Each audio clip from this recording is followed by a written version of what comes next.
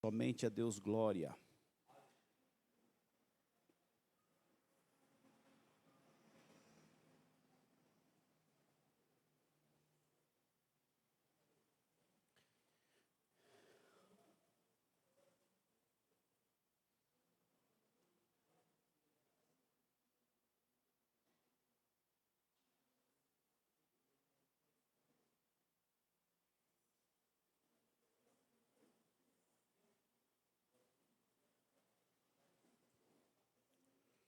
Paz do Senhor, meus irmãos.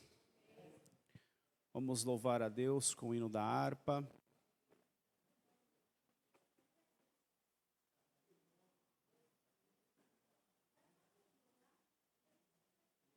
Quem vem louvar?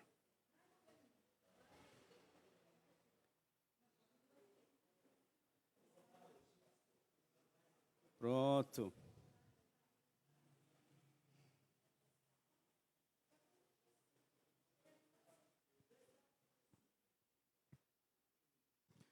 Vamos louvar a Deus com 2 hinos da harpa. No segundo louvor nós vamos ofertar.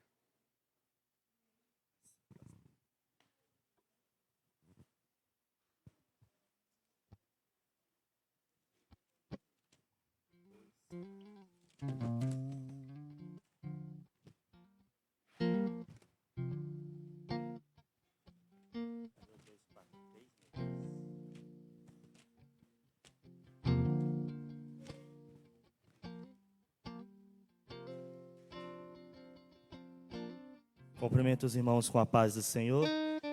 Vamos estar louvando ao Senhor com o hino da harpa 243.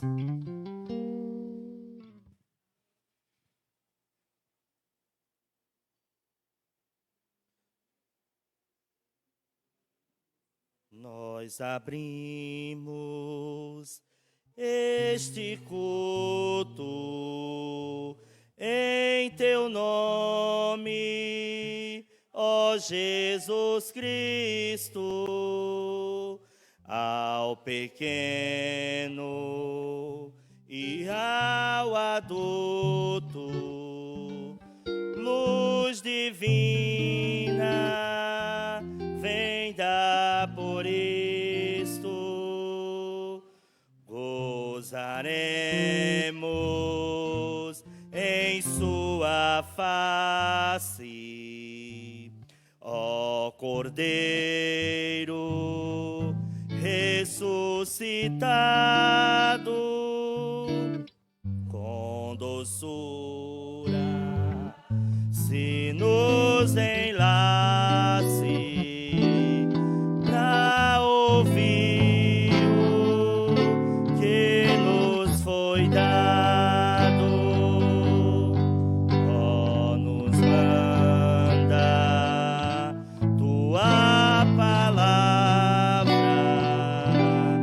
pelo teu Espírito Santo, que no peito um fogo lavra, que enxuga também o pranto. Nosso Pai, nós te suplicamos nova vida pra tua igreja. Oh, não tardes, pois desejamos que pureza em nós tu veja. Abençoa, ó Deus Santo, os teus servos em todo o mundo. Abençoa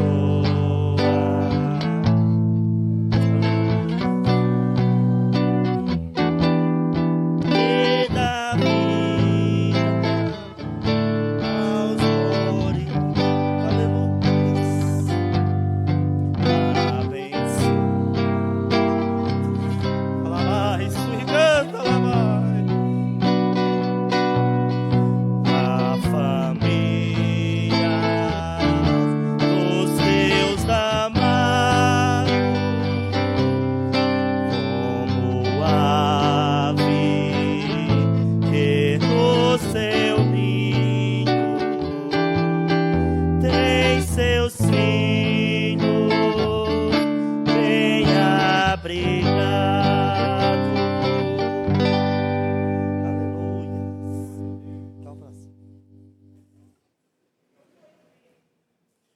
186. Os irmãos que trouxeram oferta, dízimo, vão estar ofertando e dizimando ao Senhor.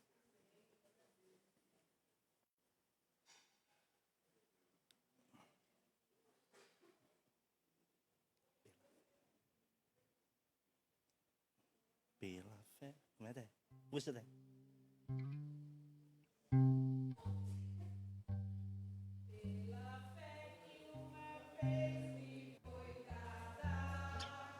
Para seguir o Cordeiro de Deus, pela graça de Deus enviada, andarei com valor para o céu.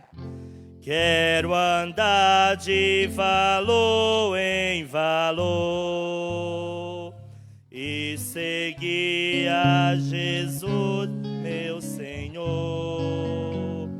até que um dia receba do céu coroa que me dará Deus.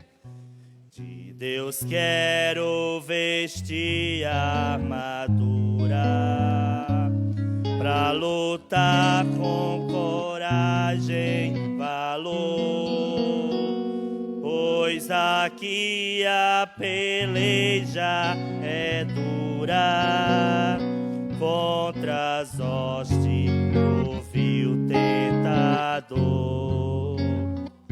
Quero andar de valor em valor e seguir a Jesus, meu Senhor, até que um dia receba do céu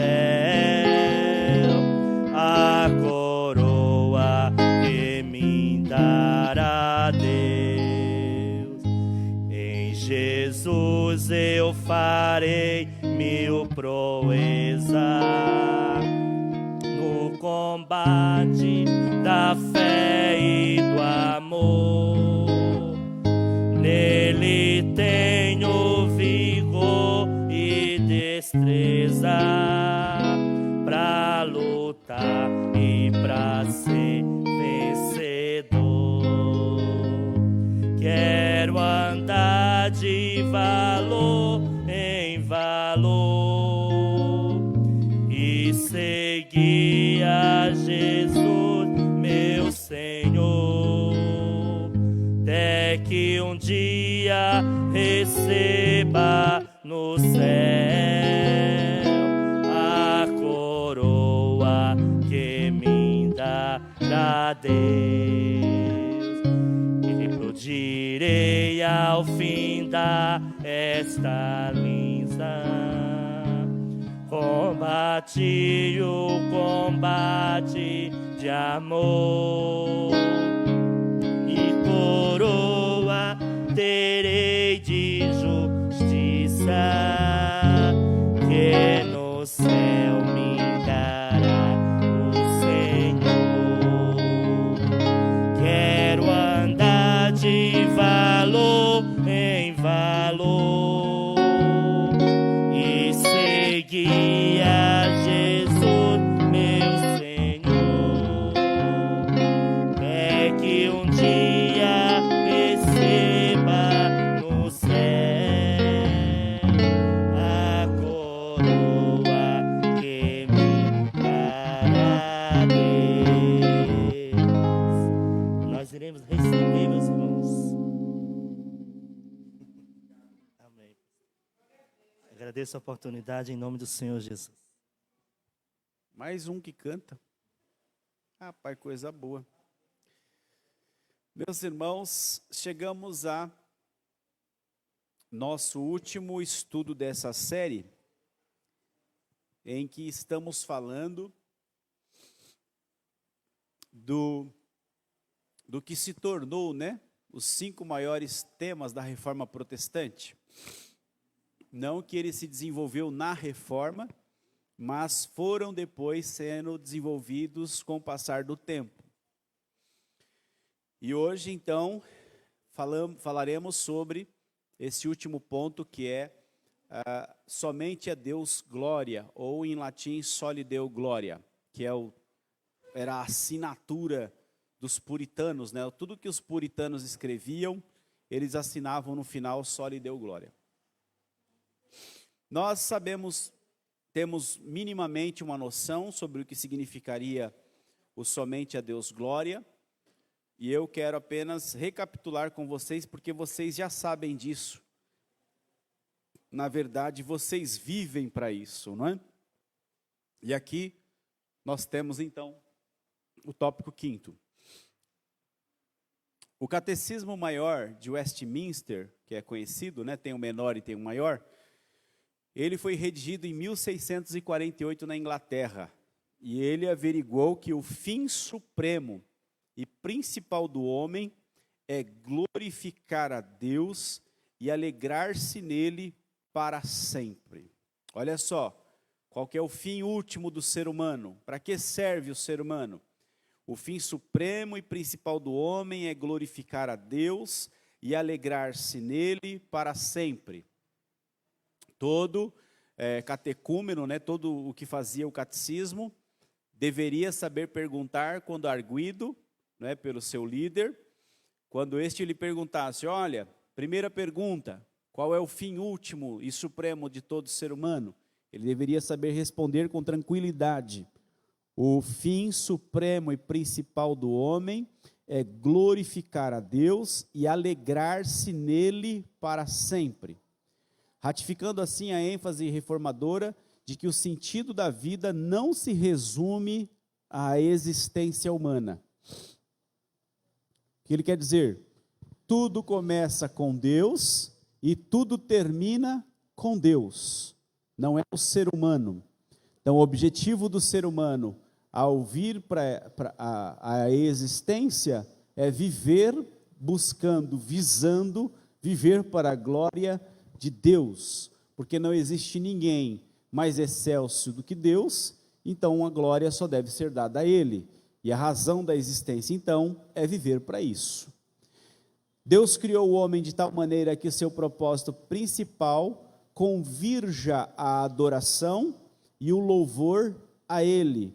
Como consequência, jamais poderia reduzir sua vida a outra coisa que não a grandiosidade do Senhor. Todo ser humano que desce dessa visão fica preso em si mesmo, não é?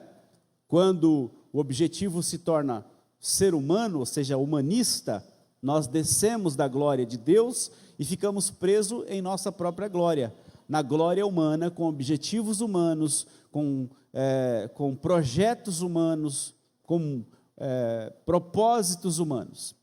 Desde que a gente desça do propósito maior, que é viver para a glória de Deus, vamos acabar em nós mesmos. Por quê? Porque o ser humano tem essa tendência, não é? Próximo. No entanto, a natureza pecaminosa da raça humana conduz ao mal e à tentativa de outorgar para si a glória divina, cometendo então um lapso análogo ao de Satanás. Lembra o que nós aprendemos, né? Que Satanás quis roubar a glória de Deus. Então, todo ser humano que não se ocupa na glória de Deus vai ser tentado a buscar a glória para si próprio. Deus não reparte os méritos da salvação ou de sua glória. Ainda assim, convida seus filhos a juntarem-se com a criação para exaltá-lo, adorá-lo e dedicar todo o seu viver à glorificação do Altíssimo. E aqui, a glória somente a Deus, nós sabemos que não é só essa expressão que nós temos, né? De dar glória a Deus. Isso também significa glorificar ao Senhor. Mas glorificar a Deus, ou dar glória a Deus, implica em você dar a sua existência para Ele. E em tudo que você faz, Ele seja o objetivo último, o motivo seja Ele. Os irmãos estão lembrados de Romanos capítulo 4, quando Abrão, é Romanos 4, deixa eu só ver se está aqui. Romanos capítulo 4, deixa só eu achar. Nosso texto base não é esse, tá? Só estou citando porque eu estou falando e estou lembrando. Mas ele fala que o Abraão venceu.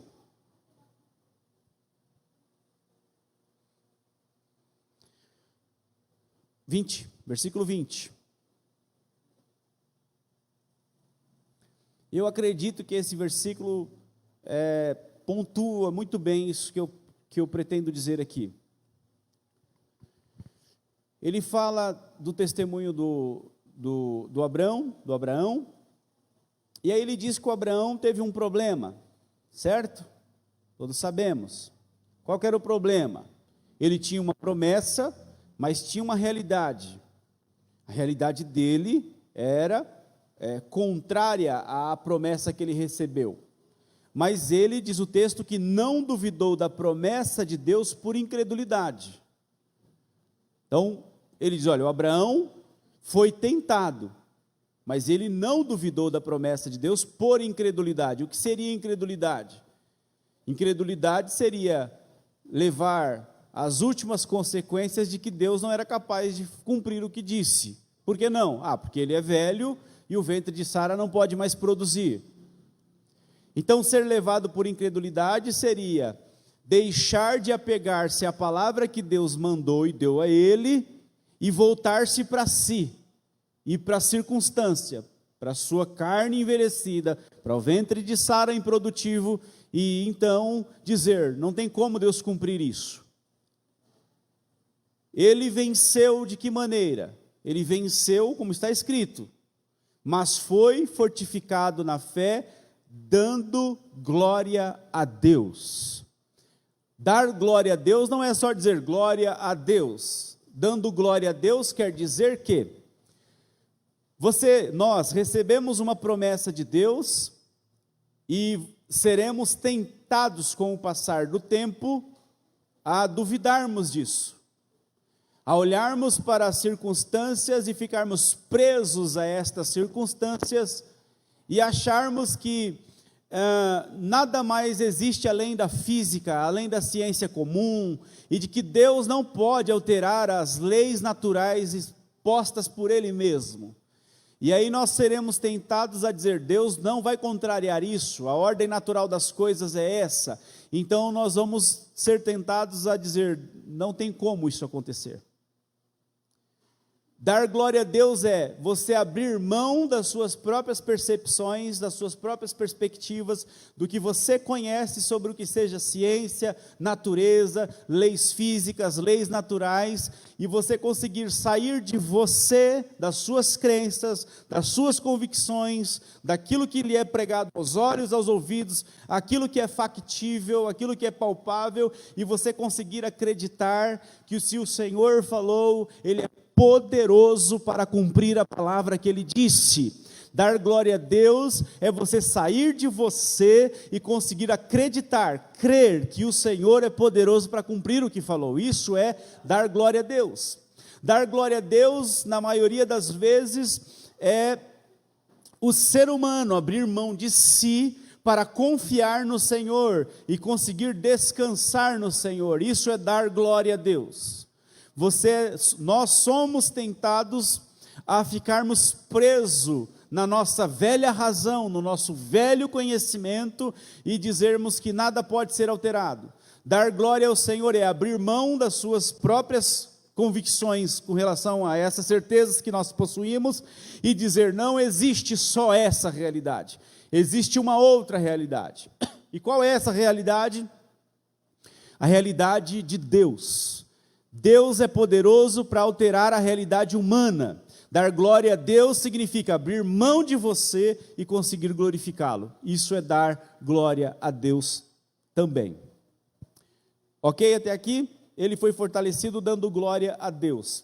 É claro que quando damos glória a Deus, no natural, glória a Deus, estamos também glorificando, mas isso é só uma parte daquilo que significa dar glória a Deus. Oi.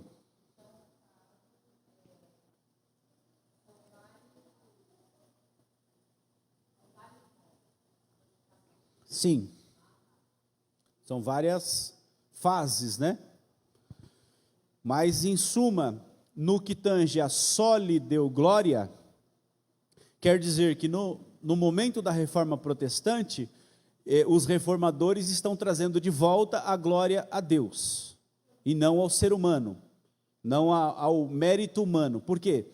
Porque a salvação é pela graça somente, numa justificação que é pela fé somente, isto somente em Cristo Jesus, nos méritos somente dele, e não numa divisão de mérito com a igreja, nem com o Papa.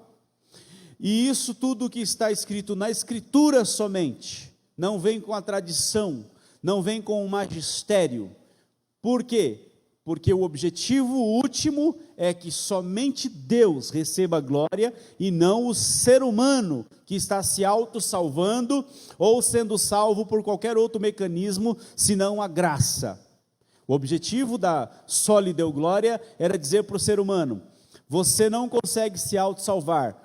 Salvação é um projeto eterno de Deus, executado na história, no tempo e no espaço, totalmente por Deus, sem nenhuma participação humana. Toda a obra foi produzida por Ele, executada por Ele, para que no final nenhum ser humano roube a glória de Deus, mas que no final toda a glória culmine nele, que fez todas as coisas. É esse o objetivo. 1 Coríntios capítulo 2, versículo 8. Não, o texto básico é o 2 Coríntios 4. 1 Coríntios capítulo 2, versículo 8. Quando eu disse que a glória aqui tem fases, né, mas veja o que é possível pensar sobre isso. 1 Coríntios capítulo 2, versículo 8.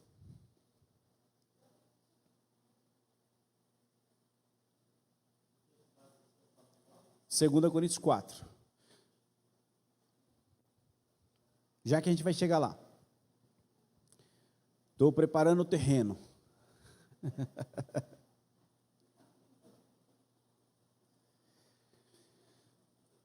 A qual nenhum dos príncipes deste mundo conheceu. Porque se a conhecesse, nunca crucificariam, melhor dizendo, nunca crucificariam ao Senhor da glória. Então, para Paulo é inquestionável, existe uma glória e existe o Senhor da glória. Para ele, Jesus é o Messias e o Messias é o Senhor da glória, ok? Ele é o Senhor da glória. 1 Coríntios 10, versículo 31.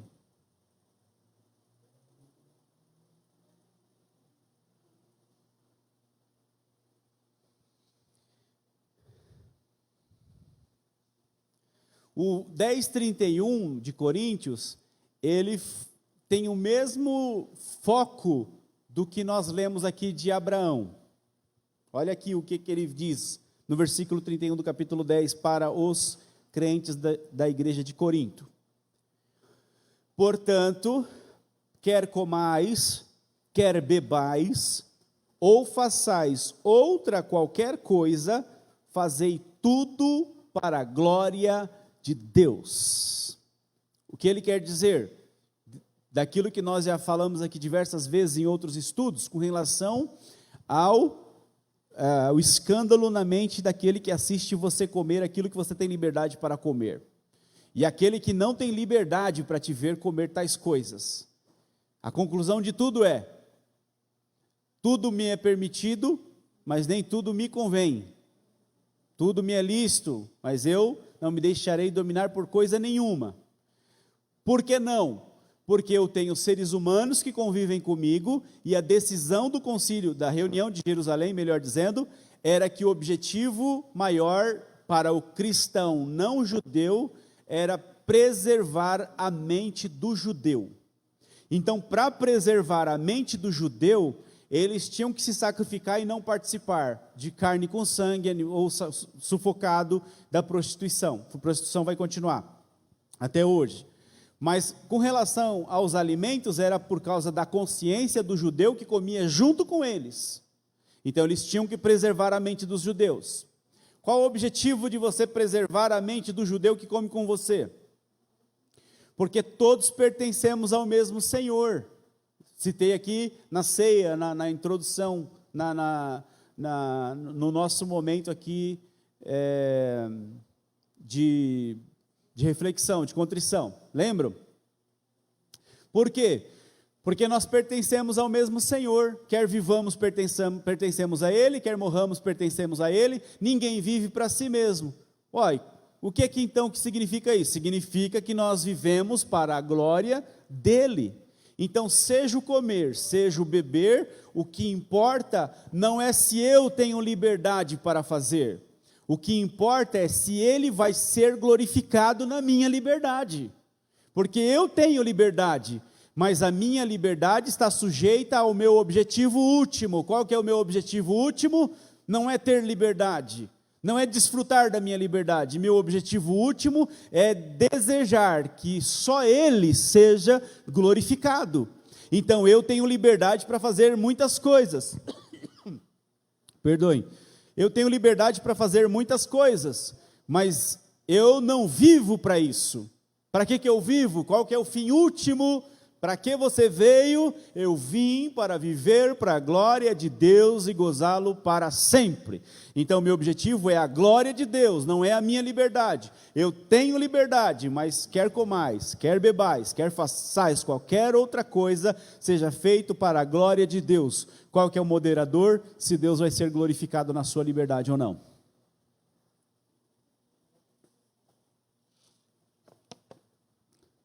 Ok? Até aqui?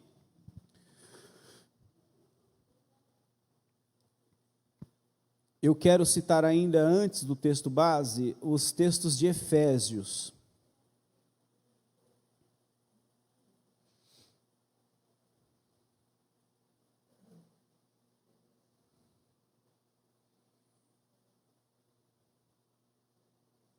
Um 6.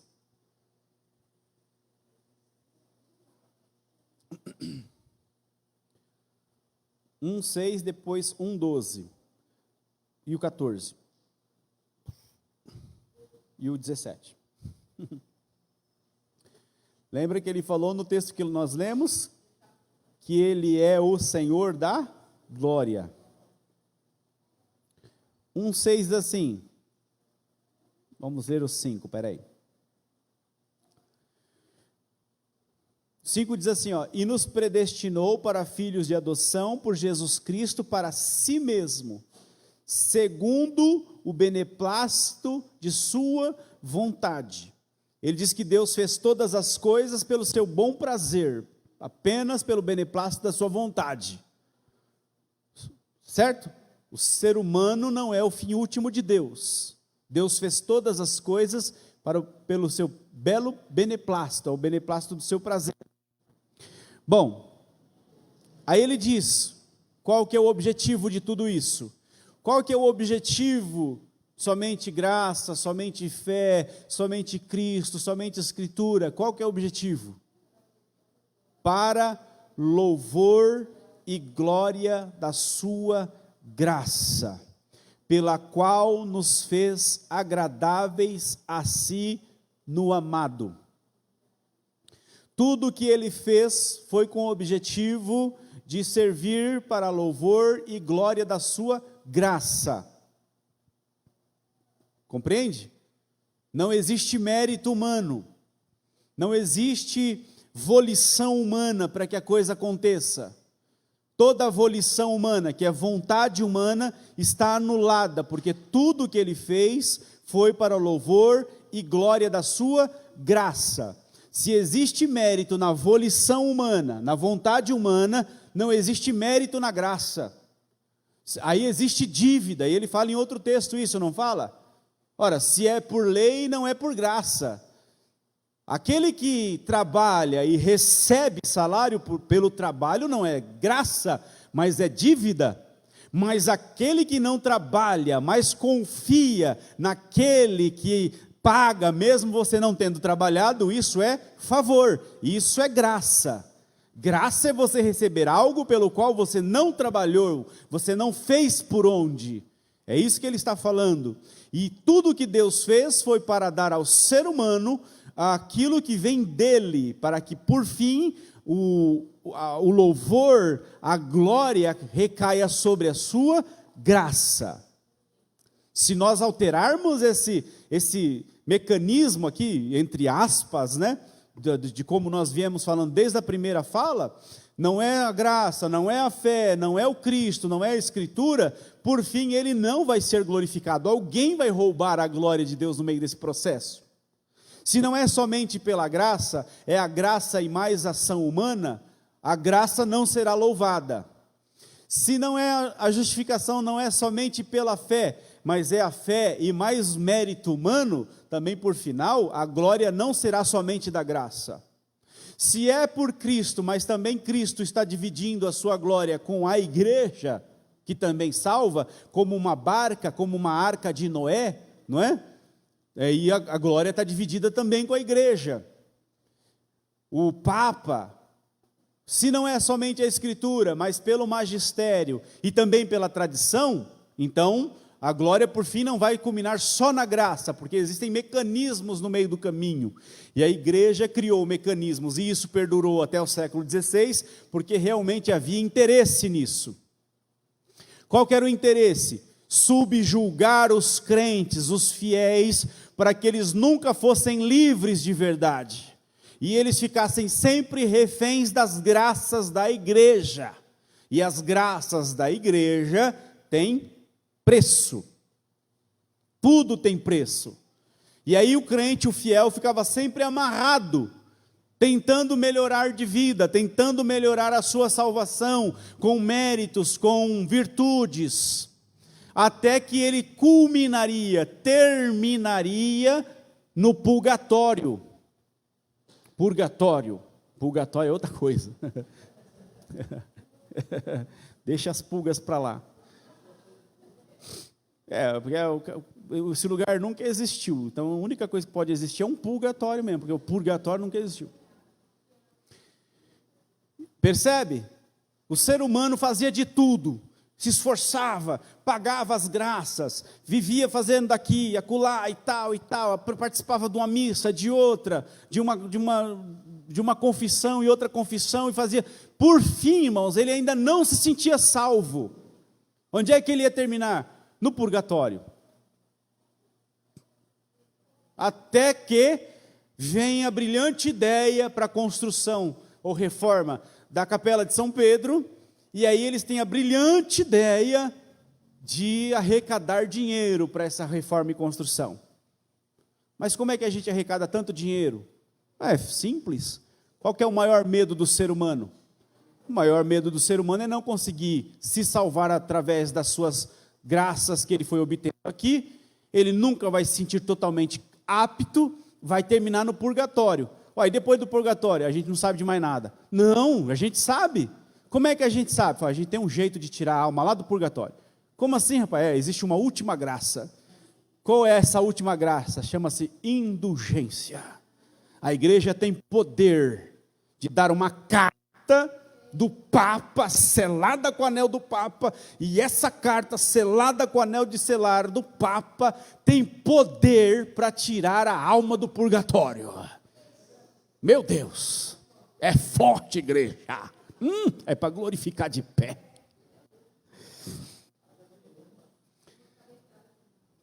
Você viu como é que ia reformar a igreja? Ia reformar a igreja tirando a alma do purgatório. E Johann Tetzel, que era o grande pregador da indulgência, ele chegou aos limites de onde Lutero morava e vivia. E quando ele ouviu essa heresia, foi que ele se revoltou profundamente. Por quê?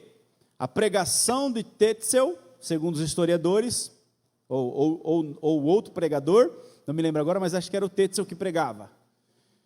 Dizia ele para o povão, que não sabia nem ler, nem escrever, nem ler Bíblia, porque não tinha Bíblia na sua língua. Era tudo em latim. Pregava ele: diz o sumo pontífice, o santo papa, que vocês precisam estar aqui. Indulgência. O que seria indulgência? A indulgência tem o poder de tirar a alma do seu ente querido, que você ainda tem dúvida e está no purgatório. Como é que vocês farão? É simples, uma simples moeda. Eu não lembro o valor que era a moeda agora, mas existia um valor.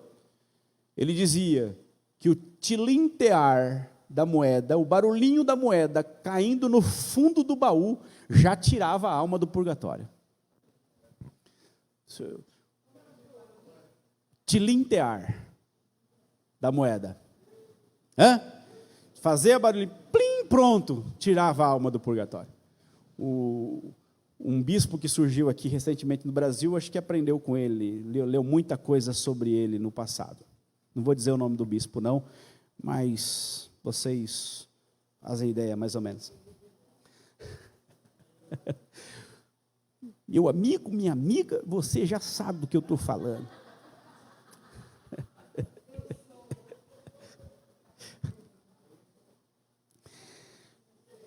Ok? O 12. Olha o que diz o 12.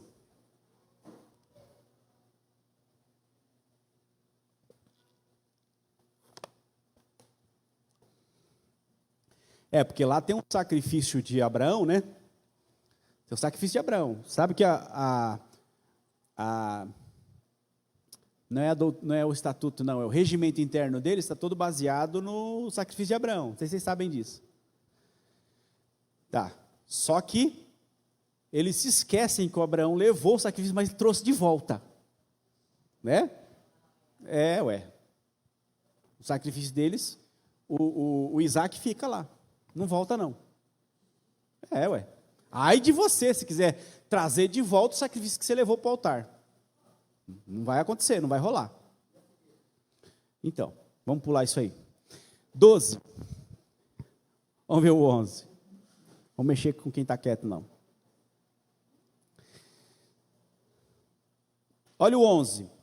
Nele fomos feitos, nele digo, em quem também fomos feitos herança, havendo sido predestinados conforme o propósito daquele que faz todas as coisas. Ele já deixa claro. É de acordo com o propósito daquele que faz todas as coisas, segundo o conselho da sua vontade. Não é exatamente o que nós já lemos no versículo 5 e 6? Lá era para o beneplácito da sua vontade. Aqui é segundo o conselho da sua vontade. O objetivo é o beneplácito da sua vontade. Ele não consultou ninguém. Ele não consultou carne e sangue. Ele não fez nada disso. O conselho é a sua vontade, pelo seu desejo. Percebe? Irmãos, isso é libertador. Eu já disse isso aqui diversas vezes. É libertador, irmão. Você saber que tudo que Deus fez está baseado nele mesmo e não em nós. É libertador. Por quê? Porque nós somos seres terríveis, irmão. Ô, gente difícil somos nós.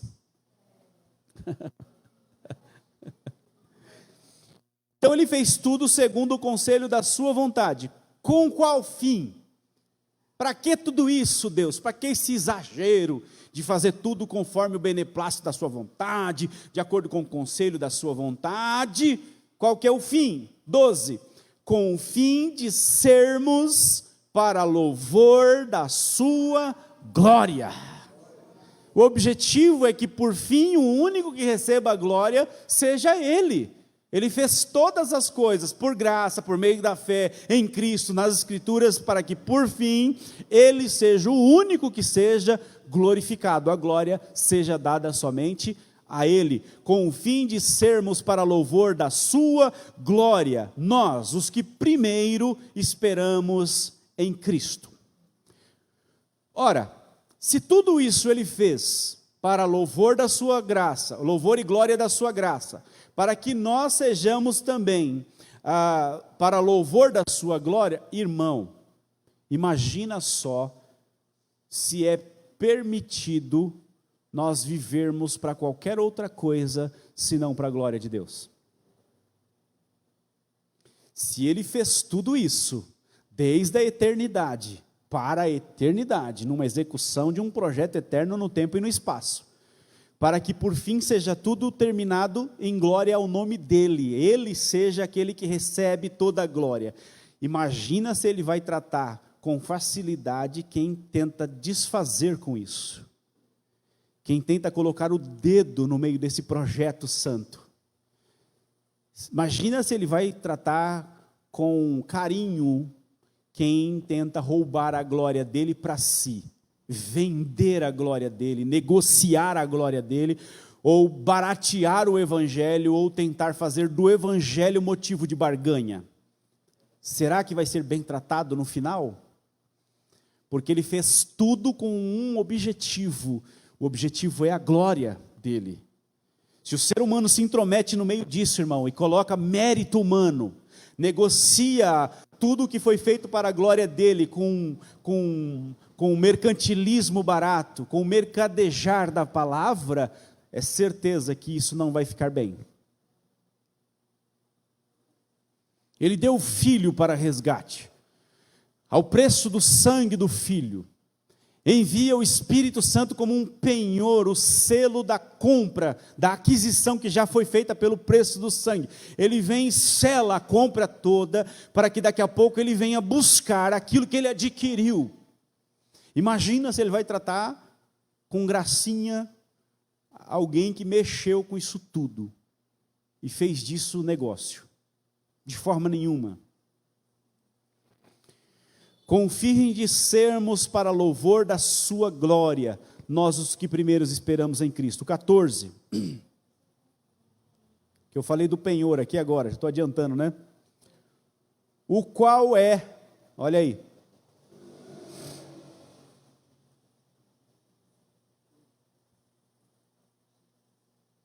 Ao 13. Em quem também vós estáis, depois que ouvistes a palavra da verdade, o evangelho da vossa salvação, tendo nele também crido, fostes selados com o Espírito Santo da promessa, o qual é o penhor da vossa herança, para a redenção da possessão de Deus, para louvor da sua glória. Ele fez todas as coisas para culminarmos em glória a Ele. Ele envia o Espírito Santo como penhor da compra, da aquisição, no preço da possessão de Deus, para que, por fim, sejamos para louvor da sua glória. O processo sempre foi objetivando a glória dEle, nunca o ser humano. 17. O qual é o penhor... já falei. 17. Para que o Deus de nosso Senhor Jesus Cristo, o Pai da glória, o Filho é o Senhor da glória, o Pai é o Pai da glória. Aí como é que funciona? Eu não sei, aí vocês pensem nisso depois. Ele é o Pai da glória, vos dê em seu conhecimento o espírito de sabedoria e revelação, tendo iluminados os olhos do vosso entendimento, 18, para que saibais qual seja a esperança da sua vocação, e quais as riquezas da glória, da sua herança nos santos. Amém. Vamos ao texto base, senão não vai dar tempo mais. 2 Coríntios 4.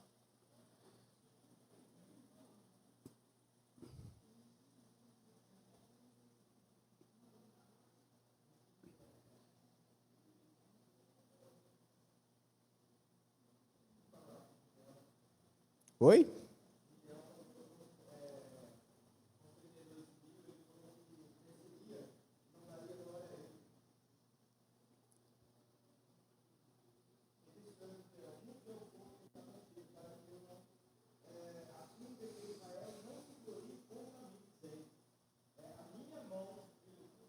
Exatamente, para não roubar a glória dele. Ia roubar a glória de Deus, porque o feito não foi deles. Exatamente, bem lembrado pelo presbítero Oscar a passagem de Gideão, onde Deus disse que o que ele faria era para que o povo não viesse roubar a glória de Deus, e foi a mão deles que deu livramento, né? Todos acharam? 2 Coríntios 4, 4. Desde o 1, né? Pelo que 4:1, 2 Coríntios 4:1. Pelo que tendo este ministério, segundo a misericórdia que nos foi feita, não desfalecemos. Paulo falando. Antes, rejeitamos as coisas que por vergonha se ocultam, não andando com astúcia, nem falsificando a palavra de Deus, que era o intuito maior de Lutero, correto? E assim nos recomendamos à consciência de todo homem na presença de Deus, pela manifestação da verdade. Paulo está testificando seu evangelho, seu ministério, seu chamado. A consciência dele está aqui trazida à conversa. 3. Mas, se ainda o nosso evangelho está encoberto, para os que se perdem está encoberto. Por quê? Nos quais o Deus deste século cegou o entendimento dos incrédulos, para que não lhes resplandeça a luz do evangelho da glória de Cristo, que é a imagem de Deus. Olha só, se alguém não consegue ver beleza no evangelho, só tem uma explicação. É porque existe um Deus neste século, e ele cegou, não foram as vistas, ele cegou o entendimento dos incrédulos. E eles podem ler o evangelho, eles podem observar o evangelho, eles podem ouvir o evangelho, mas para eles não é nada, porque eles estão com o entendimento cegados, eles não conseguem, não pode lhes resplandecer.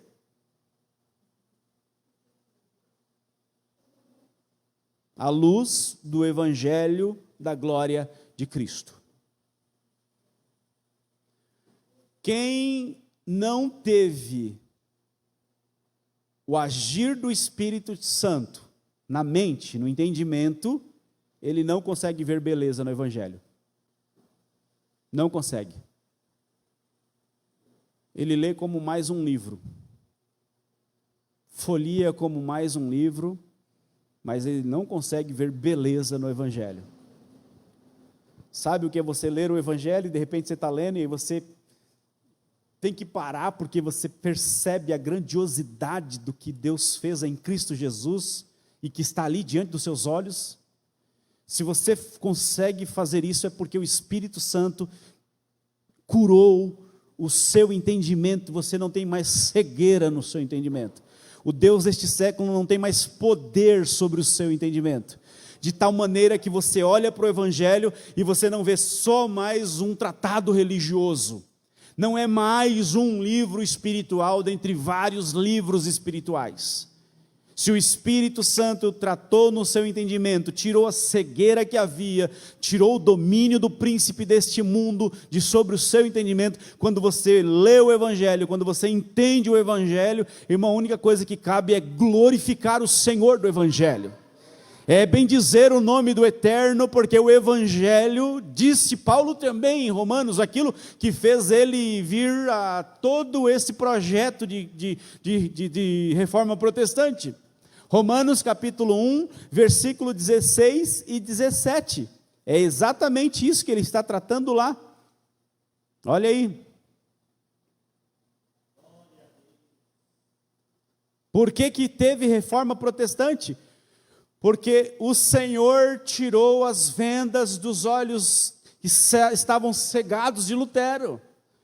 Lhe resplandeceu a glória do evangelho de Cristo, e ele então, ao escrever para os romanos, ele diz isso: porque não me envergonho do evangelho de Cristo, pois é o poder de Deus para a salvação de todo aquele que crê, primeiro do judeu e também do grego. Por quê? Porque nele, no Evangelho, se descobre a justiça de Deus, que não é de Roma a fé, de fé a Roma, não, é de fé em fé, como está escrito, mas o justo viverá da fé. É isso que o fez entender e desejar a reforma protestante. A reforma protestante nasce nesses 2 versículos, praticamente no que diz respeito a Lutero, porque ele percebeu isso. Para perceber isso, depois de ser teólogo, né, somente uma revelação de Deus, um descortinar dos olhos que estavam cegados, que ainda estavam aprisionados pelo domínio de Satanás através da igreja, daquele momento, daquele século. Mas ele diz que o Deus deste século cegou o entendimento dos incrédulos para que não lhes resplandeça a luz do Evangelho da glória de Cristo, que é a imagem de Deus. Veja, porque nós não nos pregamos a nós mesmos, mas a Cristo Jesus, o Senhor. Quem é o Senhor? O Senhor da glória, não é isso? E nós mesmos somos vossos servos por amor de Jesus, porque Deus que disse que das trevas resplandecesse a luz, é quem resplandeceu em nossos corações para a iluminação do conhecimento da glória de Deus na face de Jesus Cristo. Ele é pregoeiro do Evangelho, por quê? Porque Deus operou isso nele. E ele está falando isso para os irmãos de Corinto, e está dizendo para nós também. É uma obra de Deus em nós, para que seja descortinado, para que possamos conhecer a glória que está no rosto de Cristo. Para a iluminação do conhecimento da glória de Deus na face de Jesus Cristo. Tem quem não consiga fazer isso. Tem quem consegue fazer distinção entre o pai e o filho. E dizer que o filho é menor que o pai. O espírito é menor do que o filho, e vinha assim. E acho que é João que escreve, né? Quem não tem o filho não tem o pai. Não é isso? O espírito do anticristo já saiu no mundo. Quem é o espírito do anticristo? Aquele que nega que o Cristo veio em carne. Então tem pessoas que leem o Evangelho, mas o entendimento está cegado e ele não consegue ver em Jesus o que ele é de verdade. E aí o tem como algo inferior a Deus. Ele é algo quase que um Deus com D minúsculo, por exemplo, como as testemunhas de Jeová. Ele pode ser, inclusive, um anjo, como tem, eu não me lembro agora se são os mormons que acreditam nisso. Inclusive, ele é irmão de Satanás. Pois é. Vocês não sabiam disso? Os adventistas têm umas crenças parecidas. Que Satanás vai ser perdoado no final. Que Cristo divide a redenção com o bode Azazel, que leva o pecado para o deserto. Então, Cristo é alguma coisa, mas ele não é quem diz a Bíblia que ele é. Então, ele é inferior. Ele é inferiorizado. Mas Paulo está falando para os crentes de Corinto que existe uma iluminação nos nossos corações para que haja esse conhecimento da glória de Deus na face de Jesus Cristo, para que nós consigamos ver no rosto de Cristo isso. Tal como aquele discípulo, né? Senhor, mostra-nos o Pai, isto nos basta. Rapaz, estou com vocês há tanto tempo, como é que você não conhece? Como é que você não consegue entender? Quem vê a mim, vê o Pai. Quem não tem revelação do Evangelho não consegue perceber, irmão. Ele vê Jesus como qualquer coisa, menos como Deus. Jesus é alguma coisa, menos Deus. Pregou bonitinho, maior modelo de amor, é o maior modelo de renúncia, ele é o maior modelo de perdão, ele é o maior modelo de esperança, bonito, legal, mas ainda não chegou lá. Ele é tudo isso, mas nele está revelado em seu rosto a glória do Pai. Ele é Deus. Aí nós temos 2 versículos, né? Acho que Colossenses e Hebreus, né? Colossenses 1:5.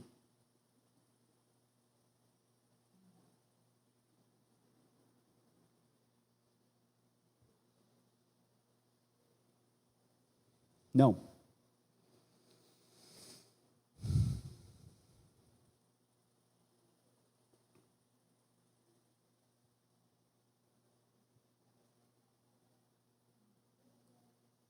Dois nove, quase, hein? 1:5, 2:9, está ali, ó.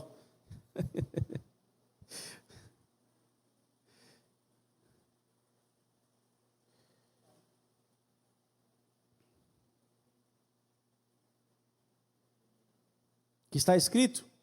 Porque nele habita corporalmente toda a plenitude da divindade. Ok? Não é alguma coisa. E o Hebreus, vocês lembram onde está?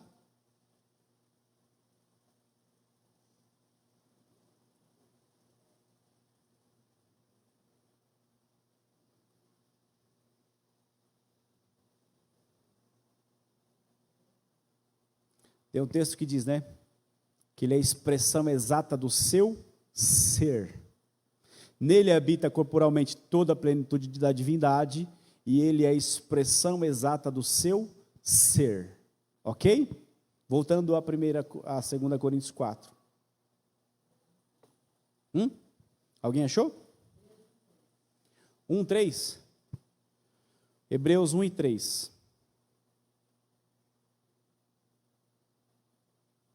O qual, sendo o resplendor da sua glória e a expressa imagem da sua pessoa, sustentando todas as coisas pela palavra do seu poder, havendo feito por si mesmo a purificação dos nossos pecados, assentou-se à destra da majestade nas alturas. Ele é o resplendor da sua glória e a expressa imagem da sua pessoa. Sabe o que é isso? Ele é Deus. Ok?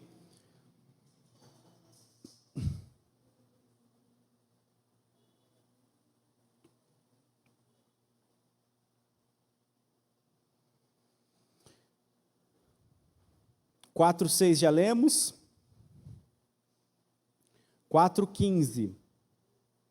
Estamos encerrando já.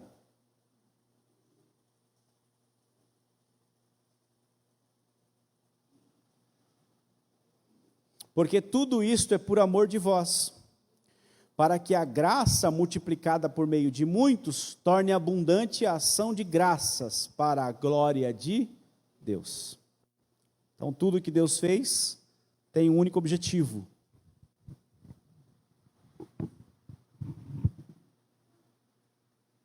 porque tudo isto é por amor de vós, para que a graça multiplicada por meio de muitos torne abundante a ação de graça. Mudou alguma coisa do que ele tinha dito já em Efésios?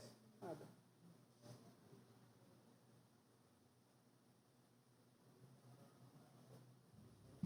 Tudo que ele disse em Efésios, ele está dizendo aqui. Não é isso? Ora, por quê? Porque quem fez foi o Espírito. O Espírito, que é o penhor, está aqui para redundar tudo em glória a Ele. É Ele quem inspirou todos os discípulos, todos os apóstolos, para que o objetivo seja o mesmo: que Deus receba toda a glória. Por isso, não desfalecemos. Mas ainda que o nosso homem exterior se corrompa, diz o versículo 16, o interior, contudo, se renova de dia em dia.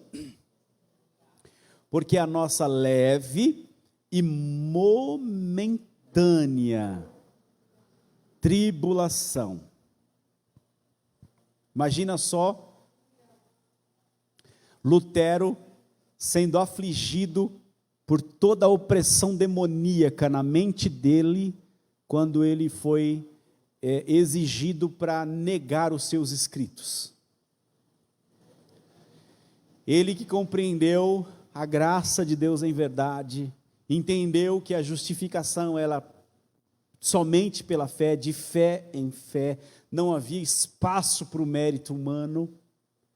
Ele que entendeu que Cristo não dividia o mérito da salvação com o Papa, nem com o magistério com relação à Escritura, nem com a tradição, com indulgência, nada tinha a ver com as imagens, nada tinha a ver com as relíquias.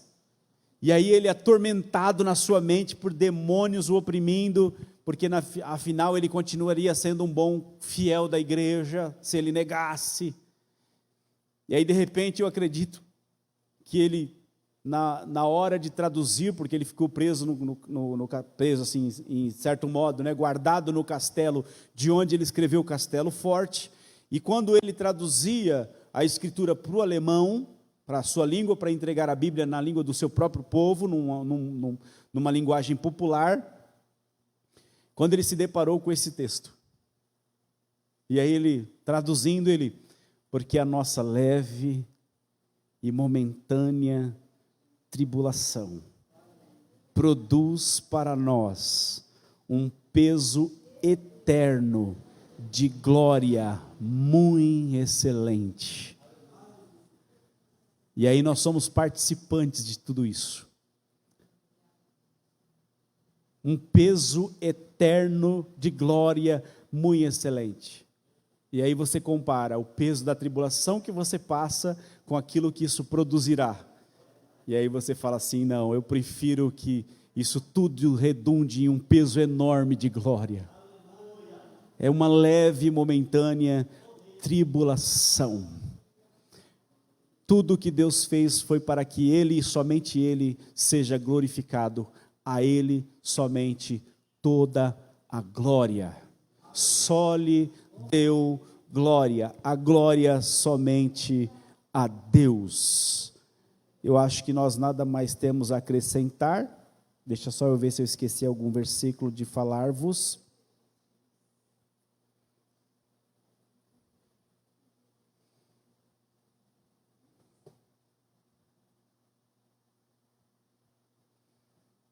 Tinha um texto em Pedro que eu queria ler, deixa eu ver se eu acho.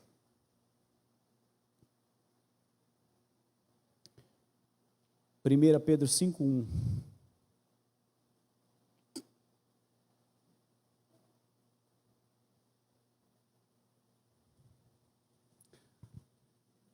Aos presbíteros que estão entre vós, admoesto eu, que sou também presbítero com eles, testemunha das aflições de Cristo e participante da glória que se há de revelar. Nós vivemos para a glória e somos participantes desta glória que se há de revelar. Por que não podemos roubar a glória? Porque nós estamos trabalhando para aquela glória que será revelada. A leve e momentânea tribulação, ela produz um peso eterno de glória. Então nós estamos trabalhando para que haja essa glória, esse momento. E quando aparecer o sumo pastor, diz o versículo 4, alcançareis a incorruptível coroa de glória. 10. E o Deus de toda graça, que em Cristo Jesus vos chamou à sua eterna glória, depois de haverdes padecido um pouco, Ele mesmo vos aperfeiçoará e confirmará, fortificará e fortalecerá. A Ele seja a glória e o poderio para todos sempre. Amém, meus irmãos. A Ele seja, pois, toda a glória. Amém, amém, amém.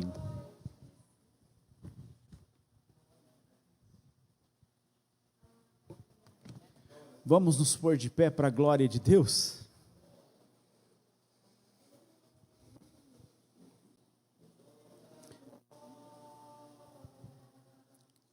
A Deus seja a glória, a Deus seja a glória.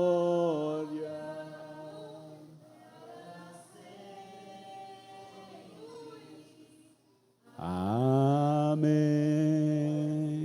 A Ele seja toda a glória, meus irmãos. Glória a Deus. Terminamos então nossa fala dos 5 solas da Reforma Protestante. Ainda estou orando ao Senhor sobre o que falaremos na semana que vem, permitindo o Senhor Deus. Se Ele não voltar ainda hoje, e aí nós estaremos com Ele em glória, né? Falta-nos tempo de falar de muitas outras coisas, como é que o Cristo via a glória, né? Como é que Ele deseja que a sua glória seja restaurada como no princípio. E aí, Ele se esvaziou da sua glória ou não? Não tem muito assunto para falar, mas Deus pode nos dar um outro momento para isso. Vamos orar? Tem algum pedido de oração específico?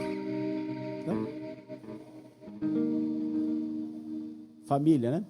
Irmão Paulo, irmão Oscar, sua família, irmã Luísa, a Edi, o Edi, não é a Edi não, é o Edi Clayton.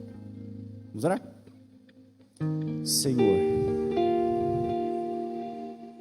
é tão difícil, Senhor, falar da sua glória.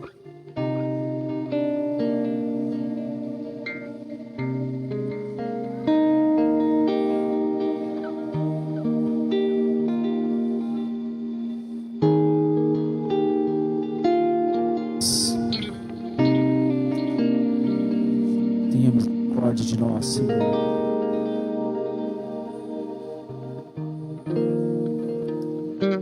Nós não conseguimos alcançar tamanha grandeza. O Senhor que habita no céu é céu sem glória, no lugar onde daqui a pouquinho, Senhor, estaremos nós, onde não haverá necessidade de sol, porque a sua glória iluminará a cidade. Por Deus ter noção da totalidade. Mas uma coisa fazemos, conhecendo, Senhor Deus, que viemos à existência para a sua glória, nós nos apegamos a este chamado, a este propósito, e desejamos, Senhor Deus, viver para a tua glória. Nos perdoe, Senhor. Nos perdoe pelo pecado que ainda, Senhor Deus, está militando em nosso corpo natural. E por vezes, Senhor Deus, nós praticamente, Senhor Deus, preferimos a nossa própria glória do que a tua. Por diversas vezes queremos ter razão. Por diversas vezes, Senhor, queremos abandonar coisas e pessoas por puro egoísmo, por não pensar e nem refletir na sua glória. A nossa leve e momentânea tribulação, Senhor, produz um peso eterno de glória. Nos ajude, Senhor Deus, a entender e não negociarmos mais. Pois se o Senhor nos trouxe a vida para vivermos para a tua glória, viver de forma inferior é pecar contra esse objetivo. E nós não queremos mais, Senhor Deus, pecar contra o objetivo pelo qual o Senhor nos trouxe a vida.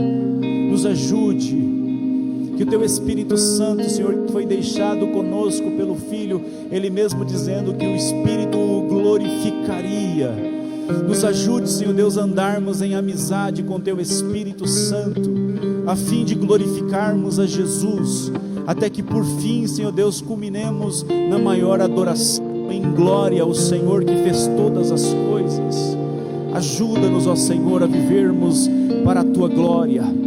Que o Teu Espírito Santo nos ajude, Senhor Deus, a nos lembrarmos sempre disto, quando tudo, Senhor Deus, não fizer mais sentido. Jogo, nosso nome, a nossa razão, quando tiver em jogo a nossa reputação, porque isso vai acontecer muito em breve, nós lembrarmos e nos ocuparmos somente com aquilo que nos é mais essencial e mais caro, que é com a Sua glória, Senhor. Nos ajude, Senhor Deus, a dizer, porque eles viam isso e nós ainda não conseguimos ver. Enquanto o povo, Senhor, do tempo de Isaías estava totalmente degringolando em pecado, os jovens estavam afastados e ninguém queria mais entrar no templo por causa do pecado do seu rei Uzias. E de repente o Senhor apareceu a Isaías no capítulo 6, Senhor Deus, e revelou a este jovem, Senhor Deus, profeta, que o Senhor estava num alto e sublime trono, que o seu trono estava acima do trono de Uzias, acima do trono de qualquer rei desta terra. E os anjos que te serviam, e não seres humanos, não sacerdotes, não levitas, os anjos, os seres espirituais, Senhor Deus, preservando toda a santidade, eles cantavam: Santo, Santo, Santo é o Senhor dos exércitos. E eles olhavam para essa terra diferente do que via Isaías. Eles viam e diziam: e a terra está cheia da Sua glória. Nos ajude, Senhor Deus, a termos esse tipo de visão e vivermos por esta visão, desejarmos e anelarmos pela Tua glória, que seja manifestada a Sua glória entre os homens, e nós somos portadores, Senhor Deus, desse evangelho, desta mensagem, em que o objetivo último é sempre culminar em glória ao Teu nome, pelo evangelho da graça, o evangelho, Senhor Deus, que coloca toda a glória e todo louvor ao Senhor e não no ser humano. O ser humano é falível, o ser humano é pecador, o ser humano é esporádico, o ser humano é como um vapor que sobe da terra, o ser humano é como uma plantinha que nasce hoje e amanhã não existe mais, mas o Senhor não. O Senhor é eterno em glória, sempre existiu e sempre existirá. Nos ajude, Senhor Deus, a vivermos para a Sua glória. Oramos por todos os pedidos que aqui foram apresentados, pelo Edi, ó Senhor Deus, pela família da irmã Janiarne, pela irmã Lindalva, pela sua irmã que está em Portugal, pelo irmão Oscar e a sua família, por todos que aqui estão, pela família da irmã. Senhor Deus, em nome de Jesus, ajude, Senhor Deus, a Tua serva. Tem misericórdia, Senhor, de todos os familiares da irmã Luísa. Tua boa mão esteja conosco. Nos ajude, Senhor Deus, a vivermos para a Sua glória. Nos ajude, Senhor. Desvende os olhos daqueles que ainda não conseguem ver. Cura, Senhor, o entendimento daqueles que ainda, Senhor, não conseguem. Com a Bíblia na mão, Senhor, com o Evangelho ao acesso, e eles ainda não conseguem ver. Tem misericórdia, Senhor, destes que olhando não conseguem ver, não enxergam, ouvindo não conseguem escutar, ou escutando não conseguem ouvir, não conseguem ver beleza no Evangelho, Senhor Deus, não conseguem. Ó Deus, em nome de Jesus, a nossa comunidade precisa também. Então ajuda a nossa comunidade, ajude o nosso povo em Vila Brasilina, Senhor Deus, aqueles que ainda não conseguiram ver, aqueles, ó Senhor Deus, que trocaram o Evangelho por tudo e por nada. Em nome de Cristo Jesus, nos ajude, desperta o nosso povo, Senhor Deus, ajuda a nossa comunidade, Senhor, para que tenhamos acesso, que o nosso coração, Deus, seja queimado pelo poder do Espírito Santo, a nos debruçarmos sobre a Escritura, ao folhearmos o Evangelho, chorarmos, voltarmos, Senhor, a derramar lágrimas sobre as páginas do Evangelho, tendo um encontro, Senhor, com o Senhor do Evangelho, enquanto lemos.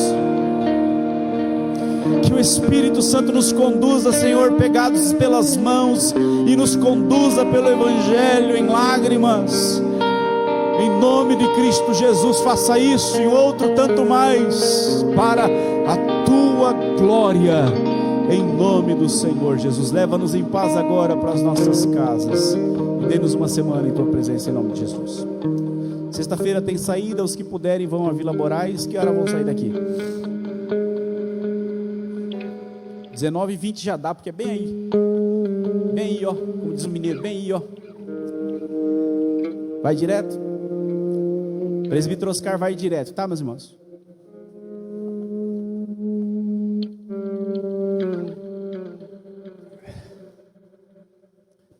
Podemos?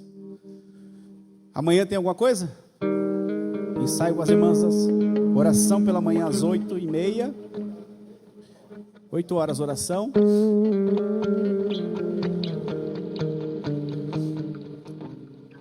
E à noite tem ensaio às 19 horas. 19h30. A graça de nosso Senhor, o amor de Deus o Pai, a comunhão e a consolação do Espírito Santo seja com todos nós. E nós dizemos amém. Vá em paz em nome de Jesus. Quem for tomar